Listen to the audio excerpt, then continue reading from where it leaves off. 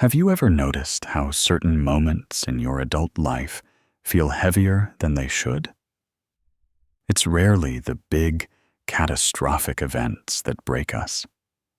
It's the small, quiet things that seem to carry a strange, disproportionate weight. Maybe it's a slight change in a partner's tone of voice, a small critique from a manager at work that feels like a devastating personal blow, or a friend's delayed text response that sends a cold surge of panic through your chest. You might find yourself late at night, staring at the ceiling, replaying a 5-second interaction over and over, wondering why you feel so small, so exposed, or so deeply wrong. We often tell ourselves we're being too sensitive, dramatic, or illogical. We try to use our adult brains to reason our way out of the feeling. We list all the facts. The boss was just tired. My friend is busy. It wasn't a big deal. But the feeling remains, stubborn and heavy in the pit of the stomach. The truth is usually much quieter and more profound than our adult logic can reach. These reactions aren't actually coming from the person you are today, the person with the job, the bills, and the life experience. They are echoes. They are the voices of the person you used to be, reaching out from a time when you didn't have the tools to protect yourself. Many of us are walking around in adult bodies, navigating professional worlds and complex relationships, while silently carrying the unspoken burdens of a child who never felt quite safe enough to let go. Think of it like an invisible backpack you've been wearing since you were 5, 10, or 12 years old. Inside that backpack aren't just memories, but felt senses. The physical memory of what it felt like to be ignored, the weight of having to be the good one to keep the peace, or the coldness of a room where your emotions were treated as an inconvenience. This weight manifests in the way we hold our shoulders when we walk into a room of strangers. It's there in the way we over-prepare for a simple meeting because we're terrified of being found out as inadequate. It's in the people-pleasing that leaves us exhausted because deep down, a younger part of us believes that if we stop being helpful for even a moment, we will be abandoned. We are performing adulthood while a very small, very tired part of us is still bracing for an impact that happened decades ago. When we talk about the inner child, we aren't talking about a literal person living inside you. We are talking about a living part of your nervous system, the part that stores your earliest experiences of connection and survival. If those early years required you to hide your true self to stay safe or to earn love, you didn't just grow out of that need. You simply got better at hiding. You built a sophisticated adult exterior, a persona to navigate the world. But underneath that armor, the weight remains. The first step in shedding this weight isn't to fix yourself, because you aren't broken. It's to stop and simply acknowledge that the weight exists. It's about looking at your overreactions, not with shame, but with a gentle, curious, "Oh, there you are." It's recognizing that the panic you feel when someone is disappointed in you isn't a flaw in your character. It's a historical document. It's evidence of a time when you couldn't afford to lose the approval of the adults around you. We carry this weight because, for a long time, it served a purpose. It kept us alert. It kept us observant. It kept us perfect enough to survive. But you are in a different place now.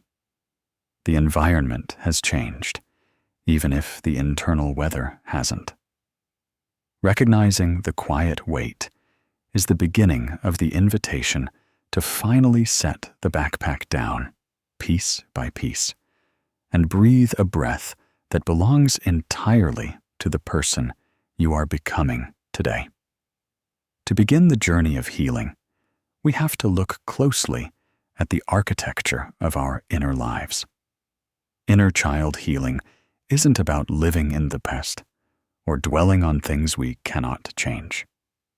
It is about recognizing that our earliest experiences created the silent blueprint for how we move through the world today.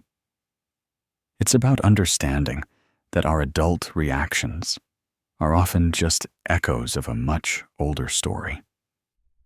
Think of a canyon.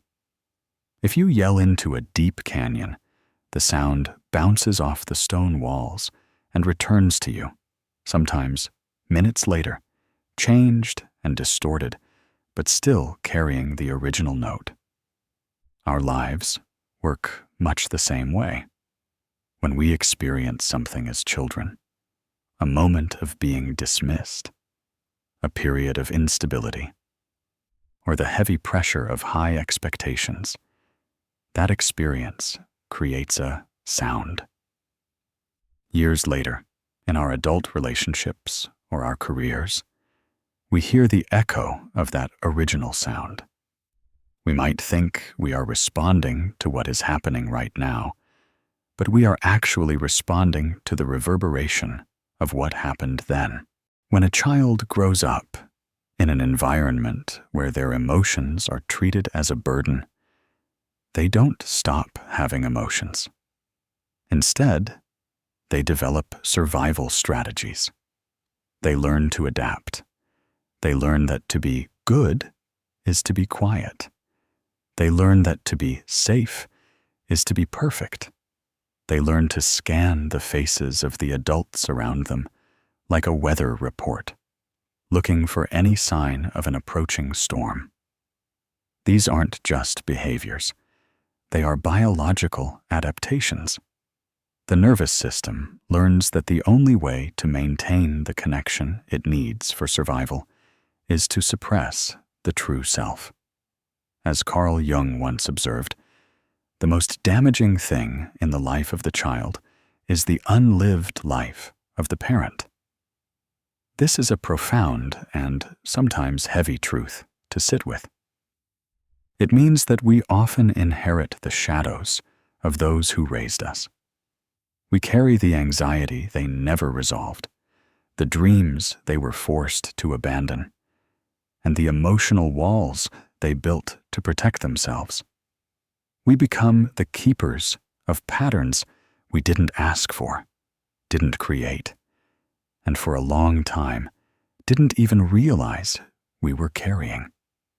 We find ourselves reacting with the same coldness, the same withdrawal, or the same frantic need for control that we once witnessed, even if we promised ourselves we would be different.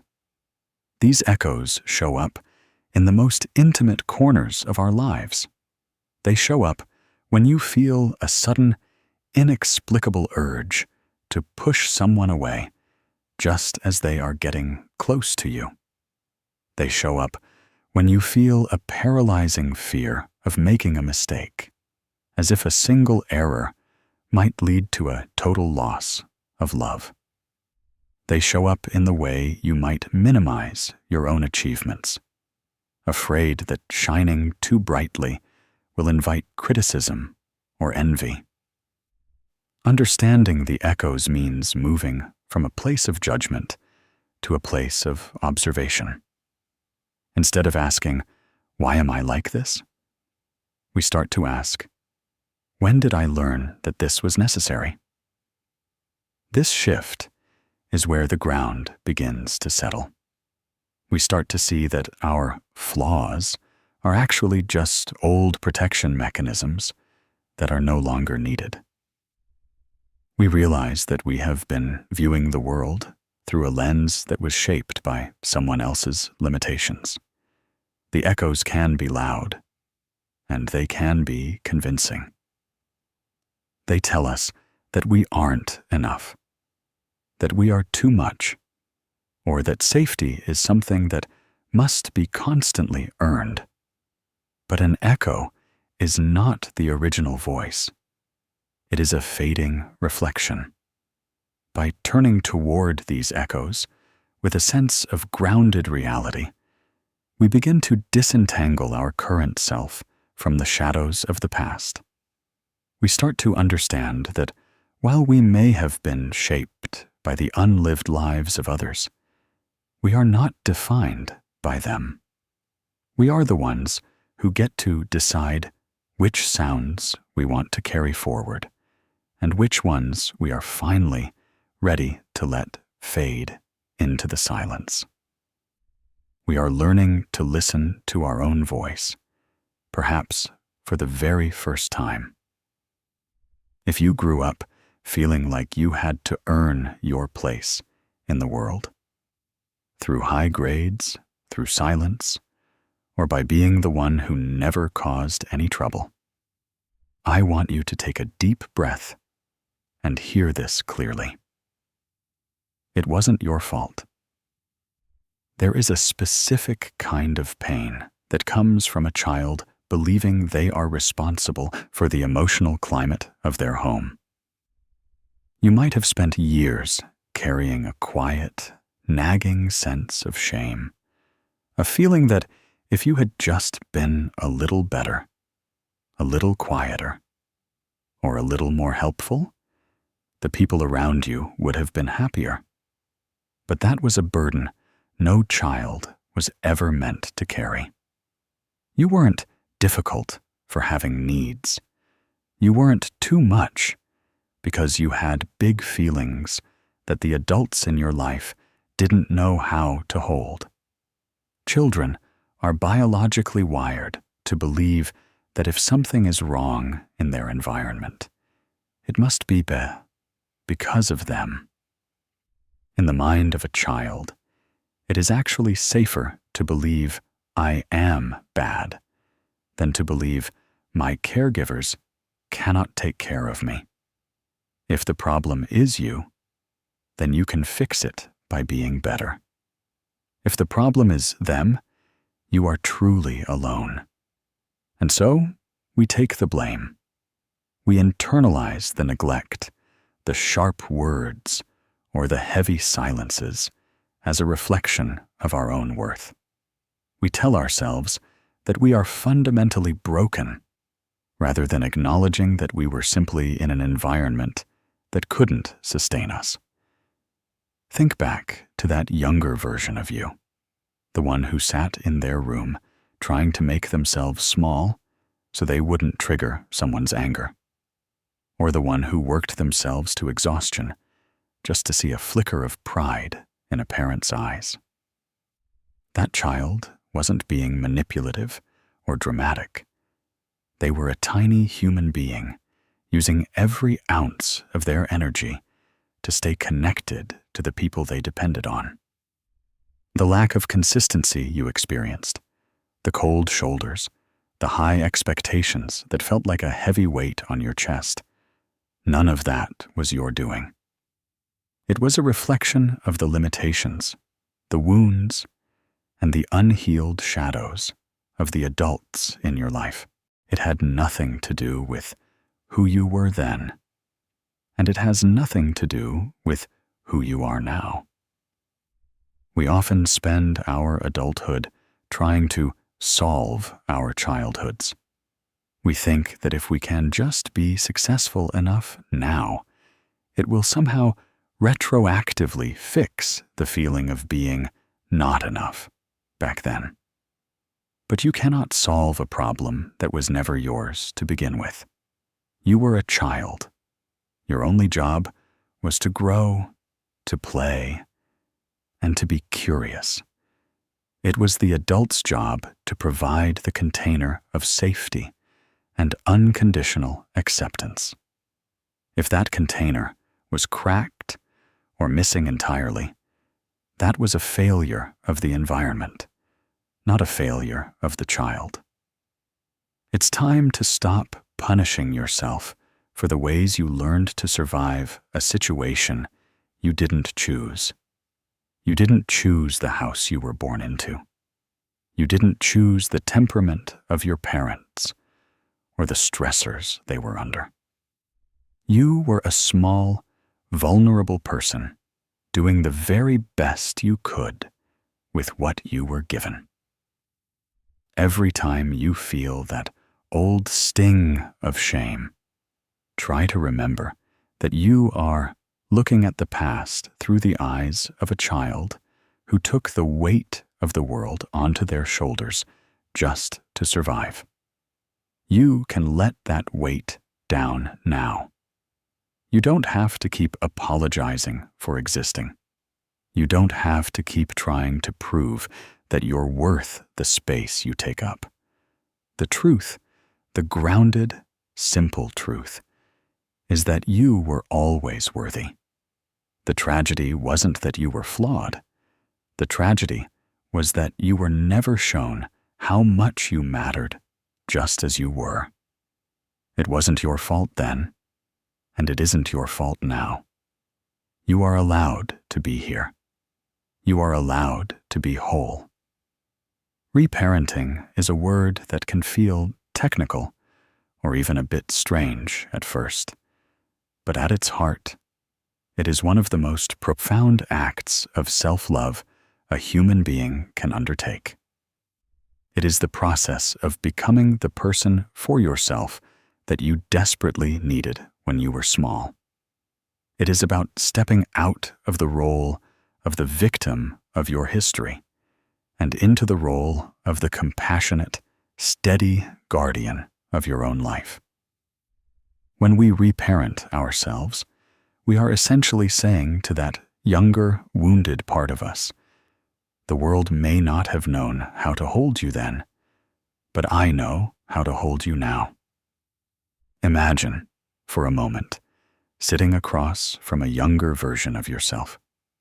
Perhaps it's the 5-year-old who was told their tears were a sign of weakness, or the 10-year-old who felt invisible at the dinner table while the adults argued around them. Maybe it's the teenager who felt they had to hide their true interests just to fit in. In our daily lives, we often treat these versions of ourselves with the same harshness we received. We tell ourselves to suck it up, to stop being so emotional, or to just get over it. Reparenting is the moment you decide to stop that cycle. It is the moment you look at that younger version of you and say, I see you now, and I'm not going anywhere. You don't have to earn my love, and you don't have to hide your pain to keep me happy. This isn't about blaming the people who raised us. Rather, it is about taking an honest inventory of the gaps they left behind. We all have gaps. For some, it was a gap in emotional safety. For others, it was a lack of structure, encouragement, or the freedom to make mistakes. Reparenting means identifying those specific hollow places and learning how to fill them ourselves. It is a slow, deliberate process of replacing the harsh, critical, internal voice, the one that sounds like an angry parent or a dismissive teacher, with a voice that is steady, firm, and incredibly kind. It shows up in the smallest, most mundane moments of your day. It's reparenting when you're exhausted, and instead of forcing yourself to work another hour to prove your worth, you listen to your body and give yourself permission to rest. It's reparenting When you make a mistake at work, and instead of spiraling into self-loathing, you talk to yourself the way a healthy, loving parent would. It's okay. Everyone makes mistakes. Let's see how we can fix this together. It is the act of providing yourself with the secure base you might have missed, a foundation of internal support that doesn't crumble when things go wrong. This process requires us to step into the role of the wise adult. This part of you is observant, grounded, and patient. When the inner child is screaming in fear because of a perceived rejection, the wise adult doesn't join in the panic. Instead, the wise adult sits on the floor with the child, acknowledges the fear, and stays present until the storm passes. You are learning to provide the consistency you lacked. You are proving to yourself, day by day, that you are a reliable caretaker. By reparenting ourselves, we are essentially reclaiming our own growth. We stop waiting for an apology that might never come, or for a person from our past to finally change and give us what we need.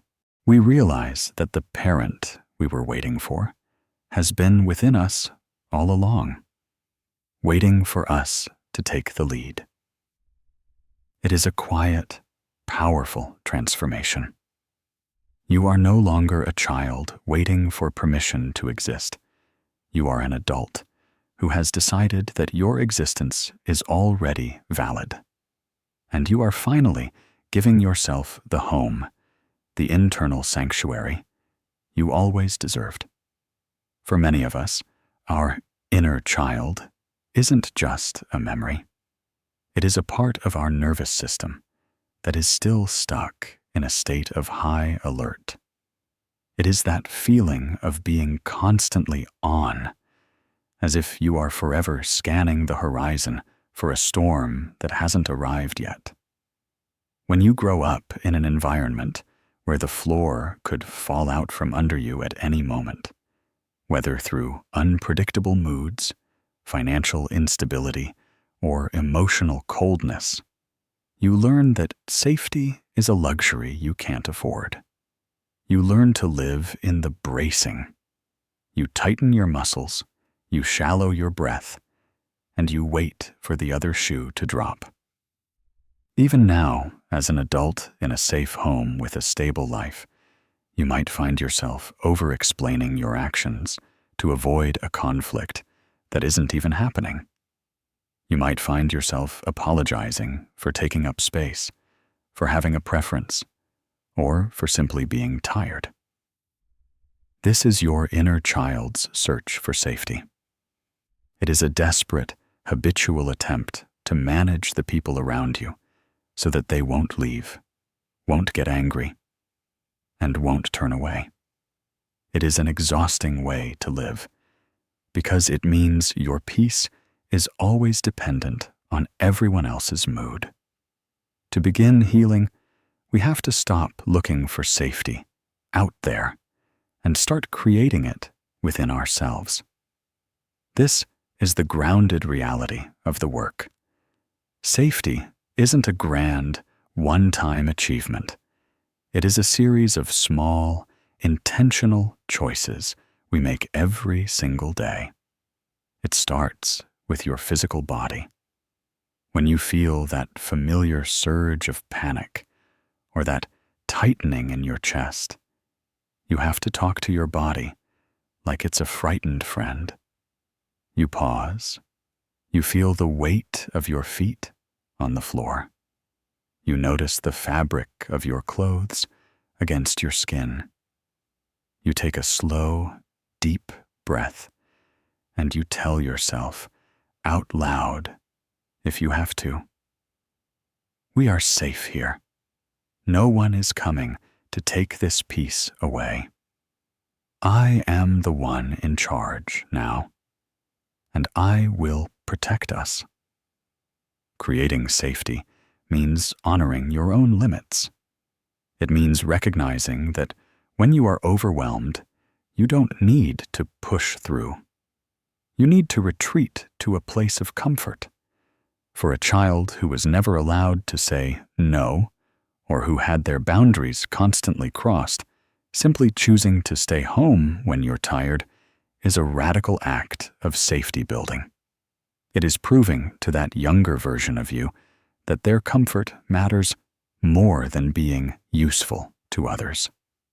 You are building a sanctuary where your needs are not an inconvenience, but a priority. This process also involves the slow work of emotional regulation. When we provide ourselves with the stability we lacked as children, our old survival responses can finally start to power down. The hypervigilance, that constant scanning for danger, starts to soften. You begin to realize that you don't have to be perfect to be safe. You don't have to be on to be loved. You are learning to trust that even if a conflict happens, or even if someone is disappointed in you, the world will not end. You have the internal strength to handle it. Meeting the need for safety is about ending the long, weary search for a protector. It is the moment you realize that the protector you were looking for is the person you see in the mirror.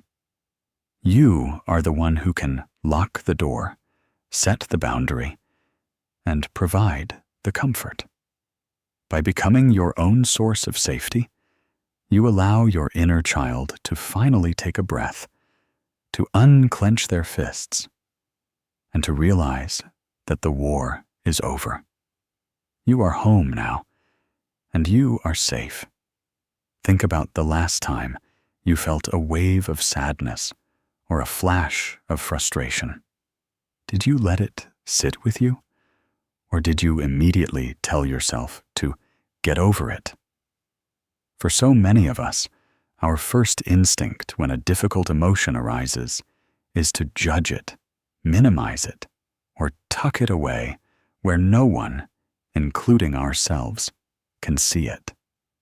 We treat our internal world like a room that must always be tidy for guests, sweeping the messy feelings under the rug.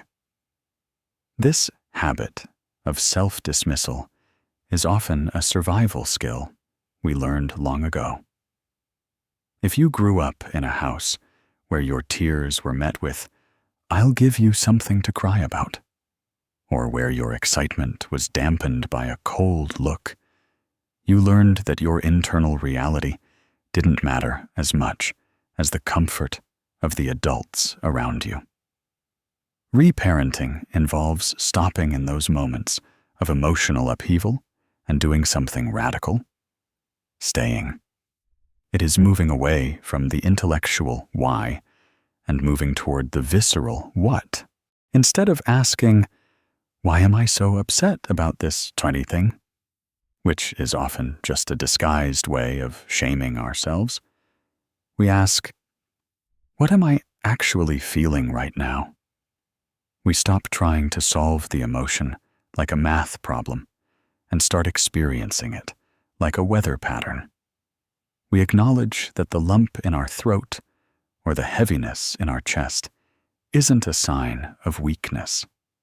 It's a message from a part of us that has been ignored for a very long time. As Jung noted, everything that irritates us about others can lead us to an understanding of ourselves. When we feel that sudden, sharp irritation at a coworker or a deep, hollow hurt when a friend forgets a detail, it's often a signal that an old wound has been touched. It's like an old bruise that hasn't quite healed. Even a gentle brush can cause a sharp pain. Instead of flinching away or lashing out at the world, we can turn inward. We can say to that feeling, "I see you. I hear how much this hurts. It makes sense that you feel this way. Validation is the act of giving your emotions a seat at the table. It's realizing that an emotion doesn't have to be rational to be real. You might be an adult with a mortgage and a career, but when you feel excluded, the pain you feel is the pain of the child who was left off the playground. Validating that emotion doesn't make you childish. It makes you honest. By acknowledging the unseen emotions, you are finally giving that younger version of yourself the witness they never had. You are saying that their perspective was valid all along, even if no one acknowledged it at the time. This practice changes the way we relate to ourselves. When we stop ghosting our own feelings, we build an internal trust. We start to feel more grounded because we aren't constantly running away from our own hearts. We learn that we can handle the big feelings, the grief, the anger, the longing, without being consumed by them, by simply being a compassionate witness to our own internal life. We turn the unseen parts of ourselves into a source of strength. We realize that our emotions aren't the enemy. They are the roadmap leading us back to our true selves. You are finally learning to listen to the quietest parts of your soul. And in that listening, you are finding a wholeness that was there all along, just waiting to be noticed. A major part of healing is learning the difficult, transformative truth that no is a complete sentence. For many of us, the very idea of setting a boundary feels less like self-care and more like an act of aggression. If you were a people pleaser as a child, if you were the one who always smoothed things over, the one who anticipated everyone's needs before they even spoke them, or the one who felt responsible for the happiness of the adults in the room, setting a boundary feels like a betrayal. It feels dangerous. Your nervous system might scream that if you say no, you will lose the connection, the love, or the safety you've worked so hard to maintain. But boundaries are not walls designed to keep people out. They are the gates that protect the sanctuary you are building inside. They are how we communicate to the world and to ourselves that our peace is valuable. When we grew up without boundaries, we learned that our space, our time, and our emotions belonged to everyone else. We learned that to be lovable was to be accessible at all times. Reparenting ourselves means stepping in and saying, I am the guardian of this person now, and I will not let them be depleted. Setting a boundary is an act of profound love for your inner child. It is looking at that younger version of you, the one who was constantly overlooked or taken advantage of, and saying, I've got you now. I won't let them talk to us that way anymore. I won't let us say yes when every part of us is crying out no. Every time you decline an invitation that would leave you exhausted, or every time you tell someone that their tone is unacceptable, you are proving to your inner child that there is finally someone standing guard. You are showing them that they no longer have to sacrifice their well-being just to keep the peace. This process is often uncomfortable. You might feel a wave of guilt or a hangover of shame after setting a limit. That is simply the old survival mechanism trying to pull you back into the safety of being small. In those moments, you have to be the steady parent for yourself. You have to whisper, it's okay to feel guilty. But we are still keeping this boundary. We are allowed to have limits. You are teaching yourself that your worth is not tied to how much you can endure or how much you can do for others.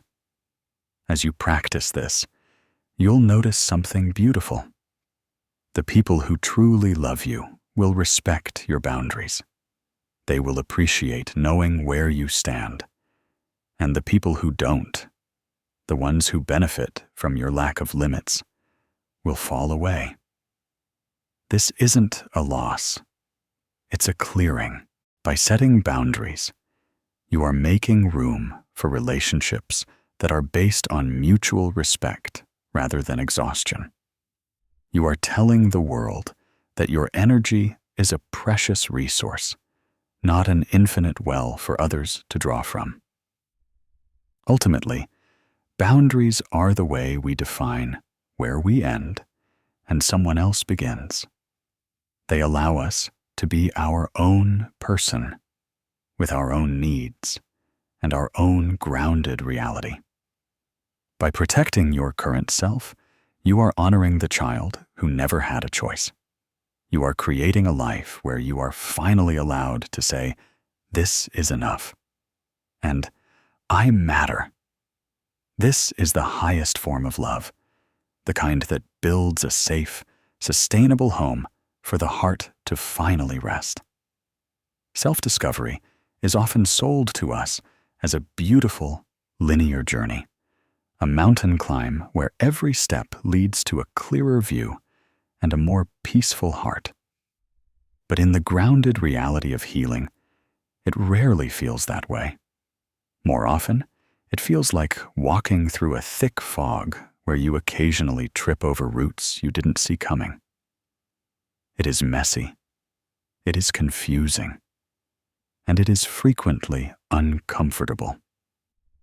There will be days when you feel like you've finally figured it out, only to wake up the next morning feeling that same old hollow ache, or reacting with that same sharp defensiveness you thought you had outgrown.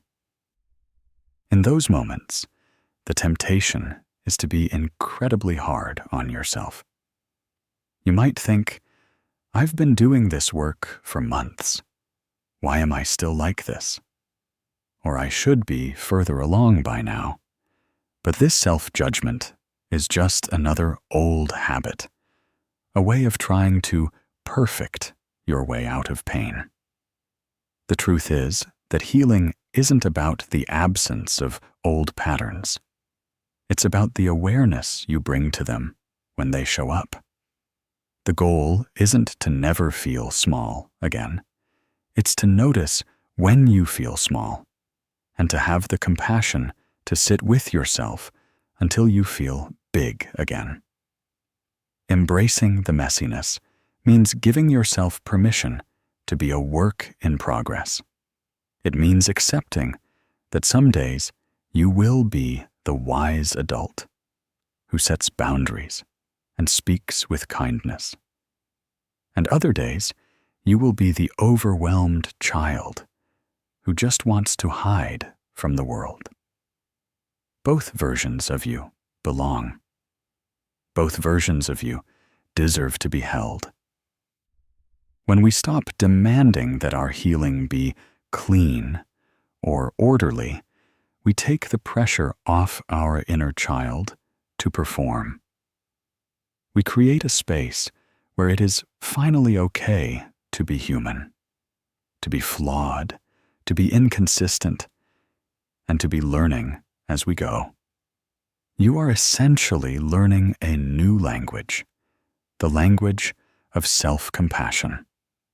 And just like learning any new tongue, you are going to mispronounce things. You are going to forget the words.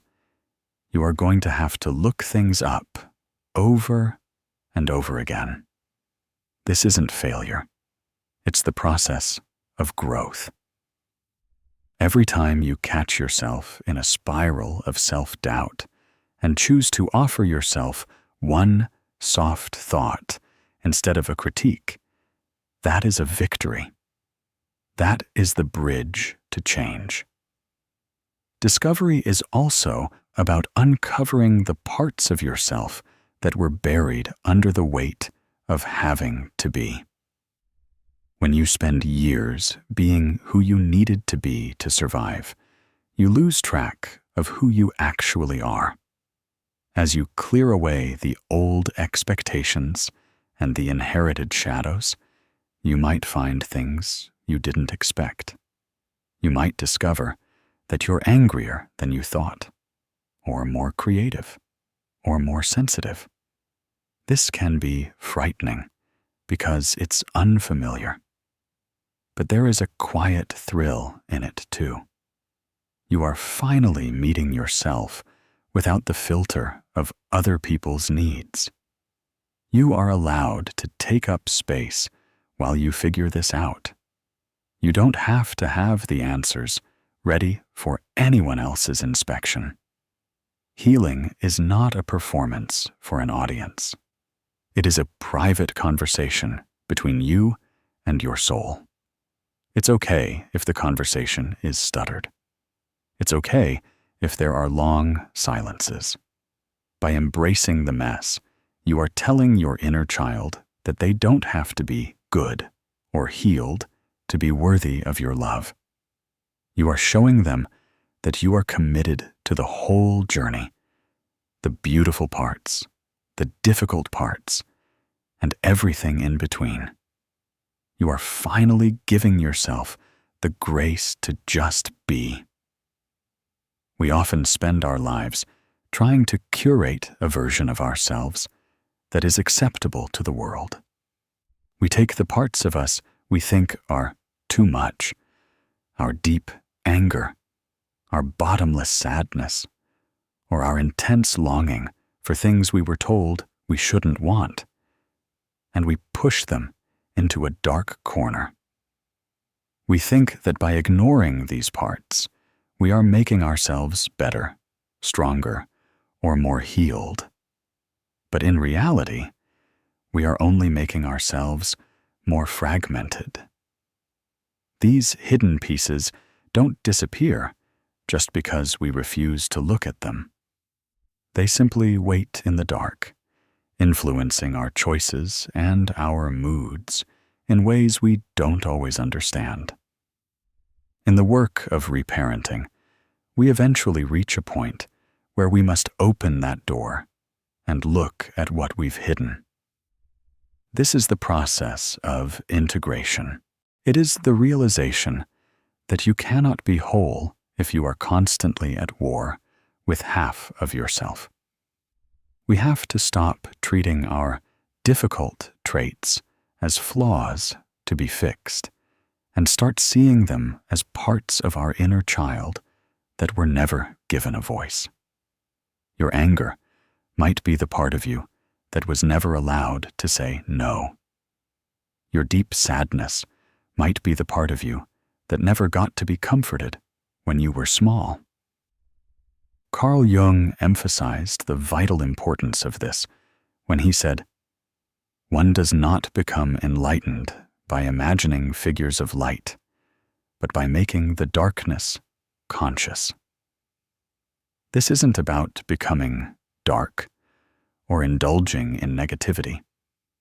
It is about the grounded reality that true peace comes from honesty. When we make the darkness conscious, we are simply shining a light into those corners and saying, "I see you, and you belong here too." We stop being afraid of our own depth. We realize that our shadow isn't a monster. It's often just a younger version of us that was shamed into silence. Imagine the relief of finally stopping the fight. Think of the energy you've spent trying to hide your sensitivity or trying to suppress your frustration. Integration is the moment you call a ceasefire. It's looking at the part of you that feels ugly or embarrassing and offering it a seat at the table. When we accept these shadow parts, they lose their power to haunt us. The anger becomes a boundary. The sadness becomes a capacity for deep empathy. The longing becomes a guide toward what truly matters to us. By integrating these parts, you are telling your inner child that they no longer have to hide to be loved by you. You are showing them that you are strong enough to hold all of it, the light and the dark, the joy and the pain. You stop being a collection of masks and start becoming a solid, grounded person. This is where true resilience comes from. It doesn't come from being perfect. It comes from being whole. You no longer have to fear being found out because you have already seen everything there is to see, and you have chosen to stay.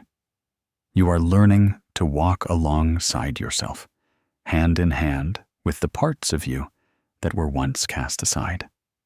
This is the most profound kind of homecoming. It is the moment you realize that you don't have to leave any part of yourself behind to move forward.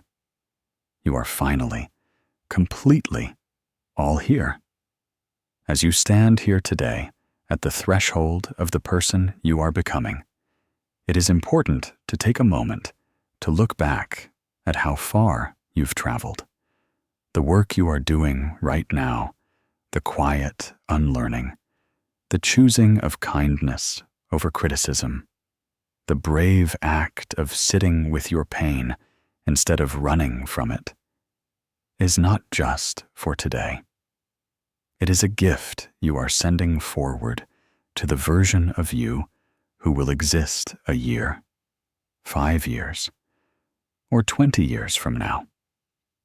You are essentially writing a letter to your future self, written not with ink, but with the choices you make in the moments no one else sees.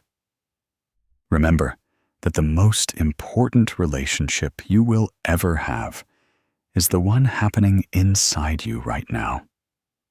For so much of your life, you may have been looking for a witness, someone to tell you that your struggle was real and that your heart was good.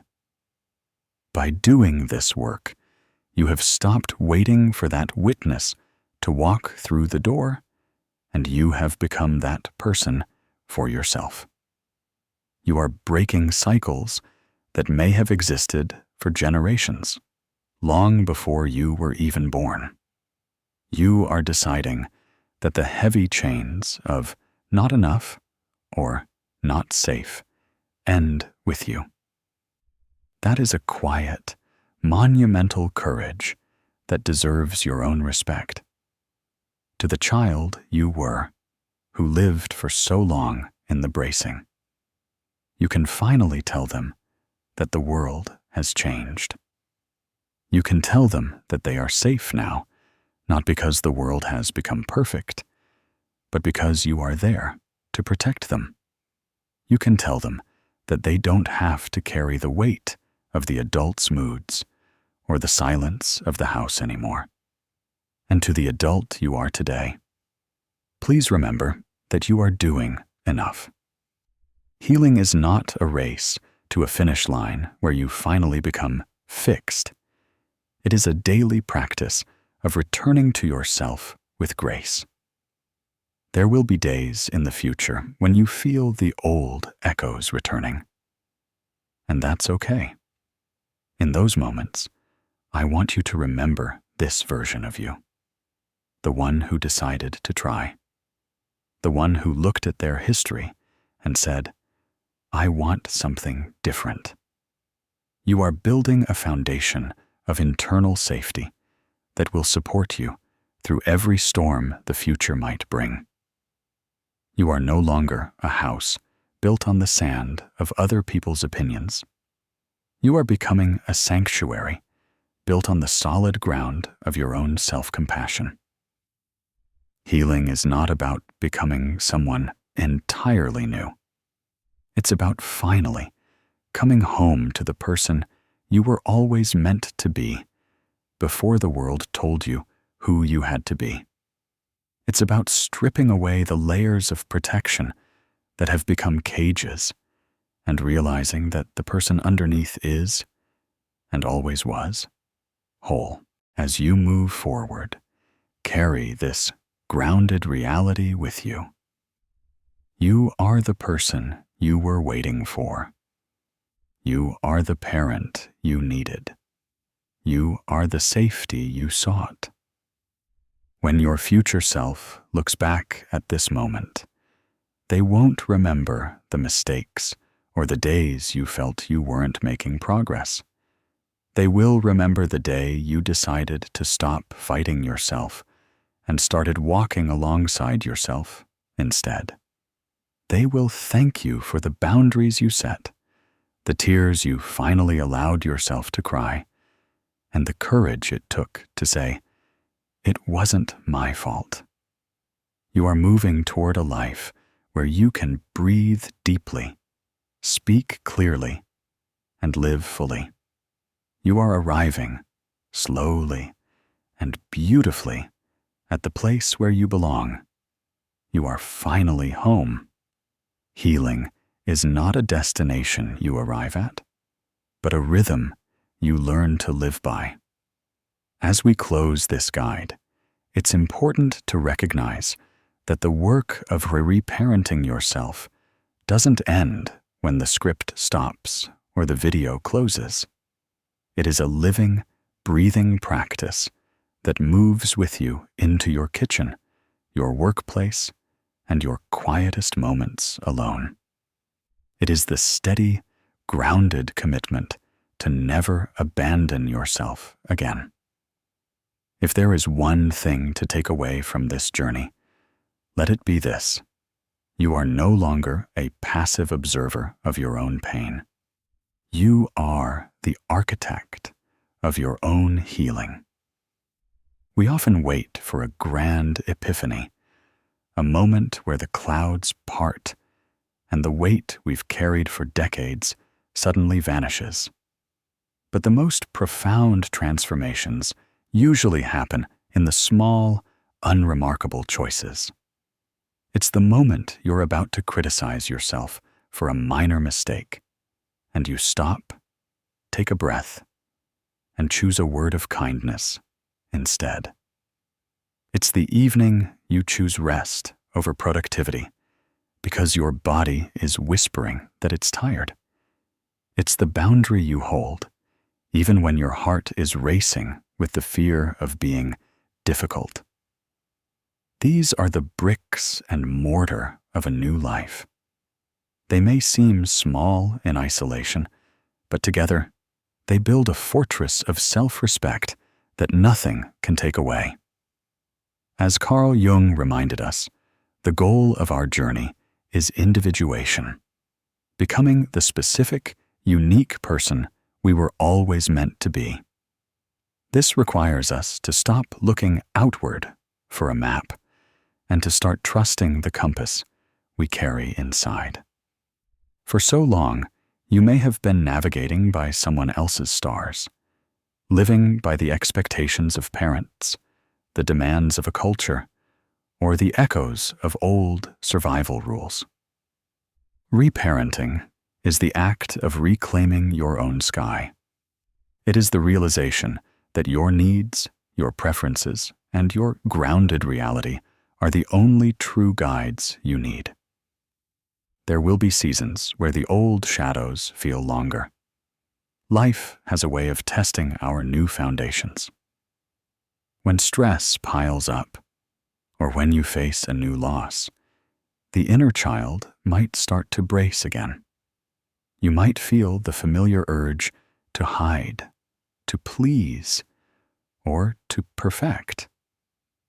When that happens, do not see it as a failure. Do not think you have lost your progress. Instead, see it as an opportunity to practice. Use it as a moment to prove to that younger version of you that you are still here, and that your commitment to them isn't dependent on things being easy. You are a steady presence now. You are the parent who stays. To anyone who is still feeling the sting of not being enough, remember that worthiness is your birthright. It is not something you have to earn or negotiate for. You were born worthy of love, protection, and a soft place to land. If you didn't receive those things when you were small, that is a tragedy, but it is not your identity. You have the power now to provide that soft landing for yourself. You have the hands to hold your own heart and the voice to speak your own truth. The journey of self-discovery is the most courageous path a person can take. It requires us to face our history without blinking and to embrace our future without armor. It asks us to be honest about our wounds and intentional about our healing. And while the path is personal, you are not alone in the walking. Every person who chooses to break a cycle, every person who decides to reparent their own heart, is a part of a quiet, global shift toward a more compassionate world. As you move back into the flow of your life, take this promise with you. I will be kind to myself. I will listen to my body. I will protect my peace. I will remember that it wasn't my fault. You are walking toward a version of yourself that is integrated, whole, and free. The echoes of the past are fading, and in their place, a new voice is rising. Your own. Listen to it. Trust it. Follow it. You are finally, beautifully coming home to yourself,